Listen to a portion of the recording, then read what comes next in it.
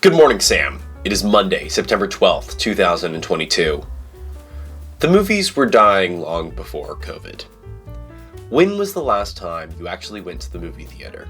When was the last time that you watched a movie? As a filmmaker, I aim to spend my time watching as many films as I can. Sometimes this means just browsing through Netflix or HBO Max. Recently, I've even been frequenting the local library to scan their selection of DVDs and Blu-rays, as their selection is not limited by the stringent laws and licensing that governs our great and almighty streaming services. Yet the act of watching a film increasingly seems to be something that must be intentional. I must, at a minimum, carve out the time to do it, sit down and press play for 2 uninterrupted hours. If I'm going to go to the theater, which I do more than most Americans, the process is far from free of hassle. First, there must be something playing worth watching. It must be something that I wish to see, or at a minimum, something I feel as though I should see. Then I must be available for the 2-hour chunk of time to sit in the theater and watch it, plus the half-hour each way to account for travel, parking, and sitting through a torrent of previews. Then, when I do arrive, I'm forced to shell out a wad of cash that seems egregious, considering that there are millions of other things I could watch for free at home. Finally, I must be in the mood to do all of these things, which is by no means the state I find myself in constantly. This is not to say that going to the movies is by any means an unpleasant experience. It is actually something that brings me a great amount of joy. But that does not make it easy or cheap to do. I had the privilege of being in Los Angeles a couple of months ago on a trip to talk with alums from my university working in the field. Over dinner, one such alum, a semi-successful writer in Hollywood, spoke about a new screenplay he had been cooking for the last 5 years. The story occurred across a historical event that many other people seemed to gloss over, and the more he dug into the particulars of the story, the more he found the meat for what sounded like an excellent film. The story did not take place in outer space or with superheroes. It was about people living their lives in the complications of bureaucracy and varying levels of wealth. The conversation at the table moved on to talk about the state of films today. We discussed the rise of the Hollywood blockbuster, how today every film has to be a hit. There isn't room for failure. When there isn't room for failure, neither is there room for any experimentation. Experimentation, by definition, means to try something that might not work. There is no guarantee that it will be successful. So what is the solution? It's quite simple. Make the same thing that we have come to know as successful. If there is a formula that works, follow it. Nowhere is this more apparent than the Marvel films, which have risen from moderate to extreme popularity in the last decade. As an aside, I read an article yesterday with a title to suggest that we are about to take a much-needed break from Marvel films.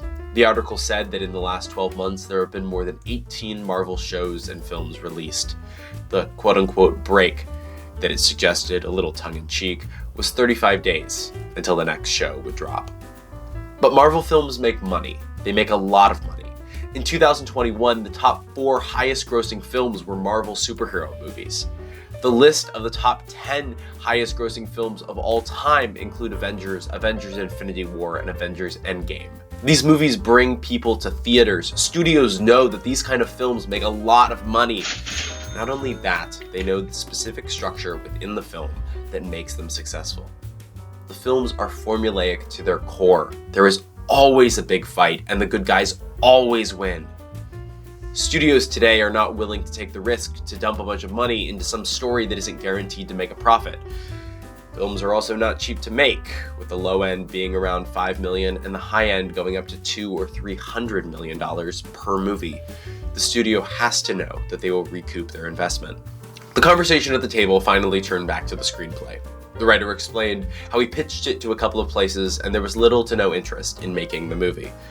Despite how compelling the story happened to be, it was not a sequel, a reboot, or something that had been successful before. There was no guarantee that anyone would actually pay to watch it. It sounds like the story should be over. Hollywood only makes Marvel films and franchise movies that are formulaic and have little to no substance. While this might be true, this is by no means the end of the road. You see, while the purses for feature films seem to be tightly fastened, this is not to say that fascinating, new, adventurous stories are not being told. Just think for a moment about what you have seen on every streaming service. Shows. Hundreds and hundreds of shows costing millions and millions of dollars. Sometimes the shows are based on an existing franchise, but most of the big ones are completely original ideas. Stranger Things was completely created by the Duffer Brothers. Atlanta was created by Donald Glover.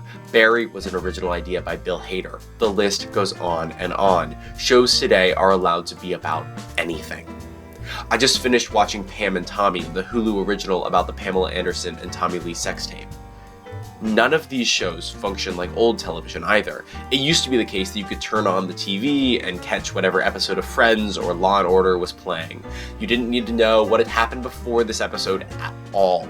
Each piece of the story was self-contained and resolved to that exact place it started, at precisely 21 or 42 minutes. Imagine trying to sit down and watch an episode in the middle of a season of Stranger Things. You would not understand what is happening, why anything is taking place, or why it matters. All of that is set up not only over the season, but over the length of the show as a whole.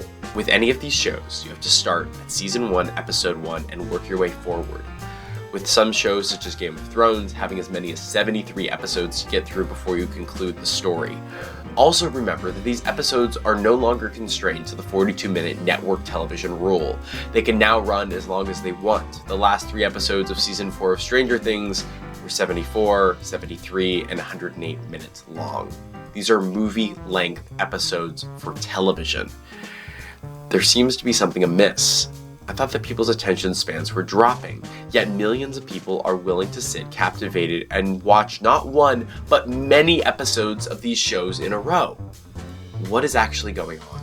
A study posted by ASI suggests that it is not that our attention spans are getting shorter, but that we are simply more easily distracted. They cite the average person can only spend about 11 minutes on something before deviating their attention to something else. What makes sites like Netflix so successful is that they make it hard to get distracted. Their shows are engaging and make you want to keep watching. They also eliminate any barrier to watching more with a neatly organized user interface and an autoplay feature that starts the next episode before you even have the opportunity to click away. This goes back to what we were saying at the beginning. If you want to go to the movies, there is a series of steps that you must take in order to make it happen. If you want to watch a show, all you need to do is open your laptop or the app on your phone. Even if you do pause the show or stop watching, picking it back up again is as easy as switching back to the tab. Audiences also seem much more open to giving shows a chance. I have noticed this even with myself. With a film, it feels as though you must slog through the entire thing before determining if it is interesting or not. The payoff can be in the last 10 minutes of a 2-hour film. If I stop watching before the end, I feel as though I'm being disrespectful to the piece of art. However, with a show, you can stop after the first episode or even the first 10 minutes. You have no obligation to keep going if you don't like it, and no one passes any judgment on someone who stops watching a show. We've all done it. The people that make the shows know this too. They do everything in their power to make a show interesting, compelling, engaging, and to get you hooked to whatever you're watching. I feel now when I watch a movie, the story is too short. I want to spend more time with the characters and the world of the story. So while I love movies, and I always will, maybe it is no longer the format to tell these kinds of stories. At the end of dinner, the screenwriter concluded his story about the script he was developing. "I'm turning it into a series," he told us. "I probably can't have any big-name actors, but it gives me more space to write out and develop this world. The trade-off seemed fair. Who knows if a studio will ever buy this script and decide to make it into a show, but I certainly think that he has a shot." And to answer the broader question, is Hollywood done telling interesting stories? Not even close. Sam, I'll see you on Thursday.